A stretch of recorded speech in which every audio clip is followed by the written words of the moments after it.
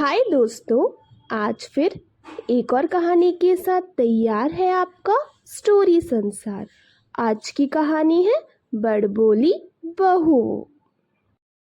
बहू, ये देखो, सोफा के नीचे भी कचरा है, वहां भी झाड़ू लगा दो। वो क्या बात है ना सासू माँ, मैंने अपने घर पे झाड़ू पोछा किया ही नहीं। ओ अच्छा, हाँ सासू माँ। वहाँ कामवाली आती थी ना, और जब कामवाली नहीं आती थी तब वहाँ काम मेरी माँ कर लेती थी। ठीक है, पर जल्दी करो बेटा, 8 बज रहे हैं और सुशील 9 बजे ऑफिस के लिए निकल जाता है। पर सासू माँ, इतनी जल्दी खाना कैसे बन पाएगा? वो तो है। चल, मैं जाकर कुछ तैयारी करती हूँ, तुम भी काम निपटाकर जल्दी से रसोई में आ जाना। जब श्वेता नहाकर रसोई घर में पहुंची, बताइए माँ जी, अब मैं क्या करूँ?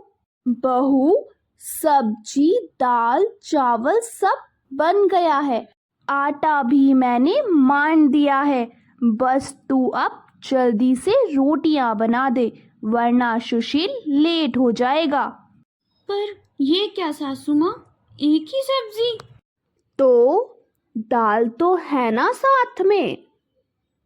मेरे यहाँ तो कोई एक सब्जी से खाना खा ही नहीं सकता, और भैया गुस्से में तो थाली ही फेंक देते हैं।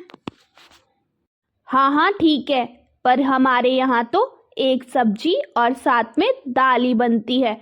अब जल्दी से हाथ चला, नहीं तो सुशील भूखा चला जाएगा। माँ, मैं ऑफिस जा रहा हूँ। अरे अरे अरे रुक बेटा, ये ले तेरा डब्बा, ऑफिस डब्बा लेकर जाते हैं। सुशील ऑफिस चला जाता है। दिन में सुनीता जी श्वेता से कहती है, बहू, आज किराने की लिस्ट बना लेना। सुशील जब कल ऑफिस से आएगा तो किराने का सामान साथ लेकर आएगा।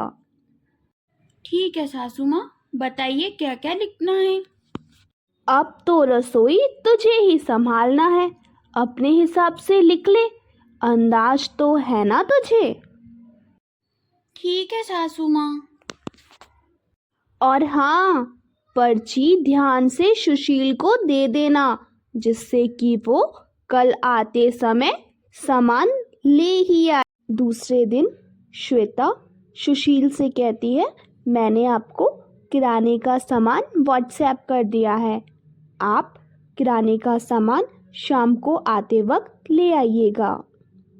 अच्छा ठीक है, शाम को आते वक्त मैं किराने का सामान लेता हुआ आऊँगा।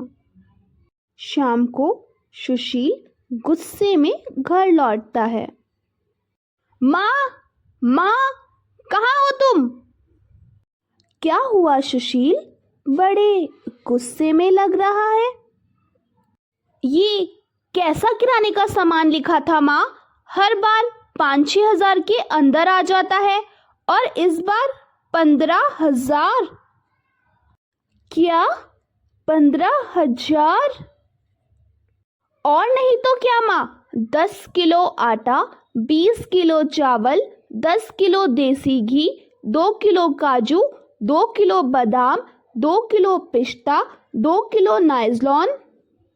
माँ, ये आप लोगों ने 1 महीने का राशन लिखा है या 3 महीने का?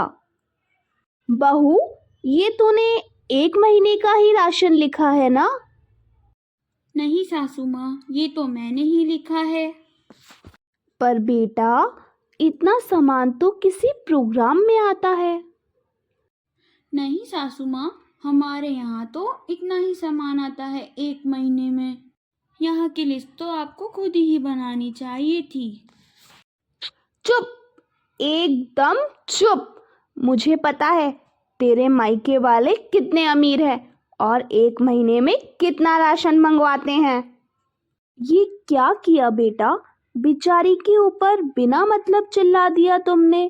रोकर चली गई ना वो यहाँ से। क्या माँ, तुम भी अब उसका ही फेवर ले रहे हो। तुमने देखा ना वो कैसे करती है। जा, गुस्सा मत कर बेटा, मैं अभी तेरे लिए खाना लगा देती हूँ। जा जाकर तू पहले हाथ मुंह धो ले। ऐसे ही दिन बीतने लगे, लेकिन श्वेता की शेखी मारने की आदत ना गई। फिर एक दिन सुनीता जी श्वेता के लिए साड़ी लेकर आई। ले बहू, मैं तेरे लिए साड़ी लेकर आई हूँ। देख कितनी सुंदर साड़ी है, तू इस दिवाली पर यही साड़ी पहनना।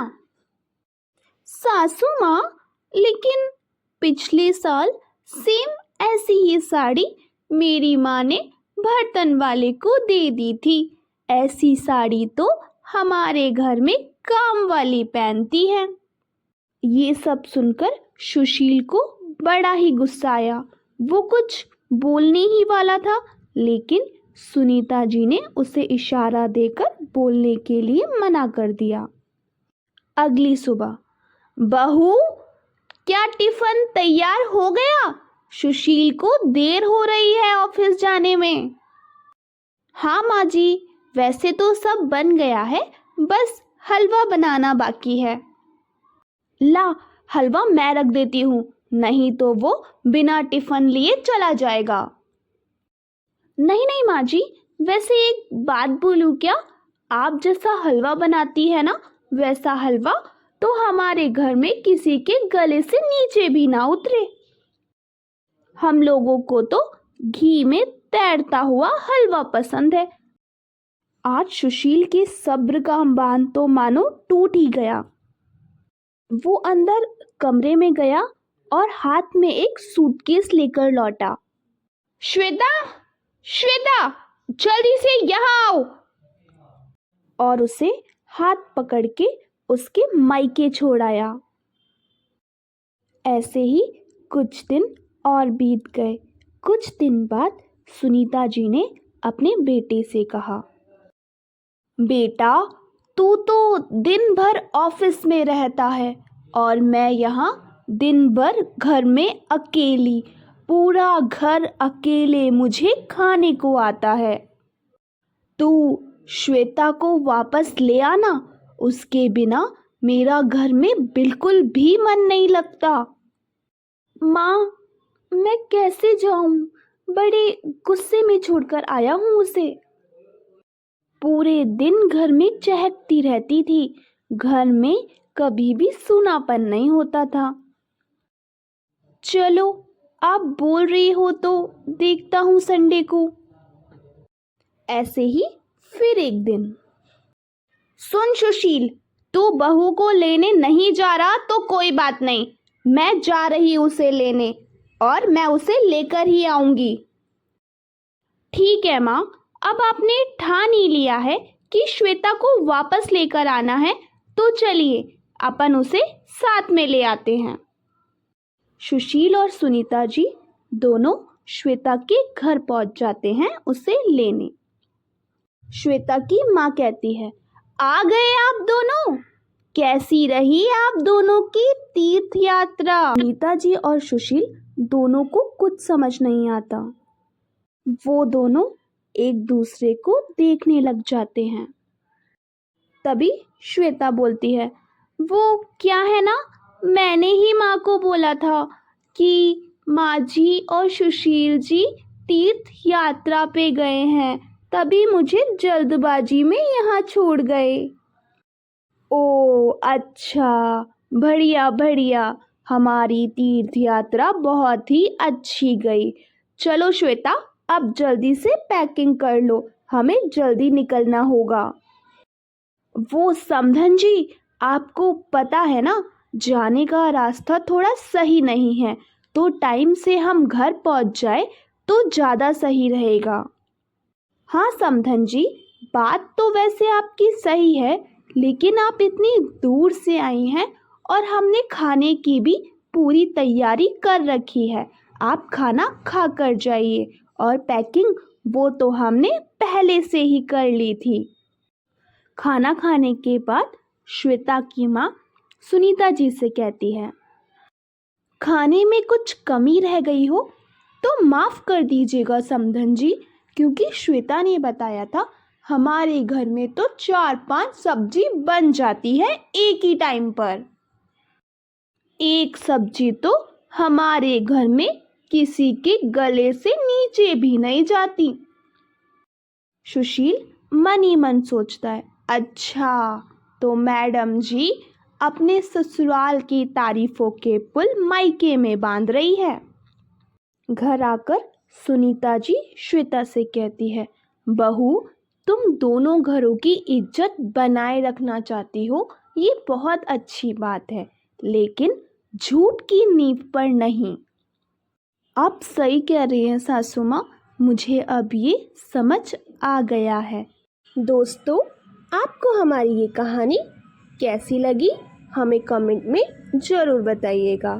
साथ ही वीडियो को लाइक और चैनल को सब्सक्राइब भी कीजिएगा। धन्यवाद।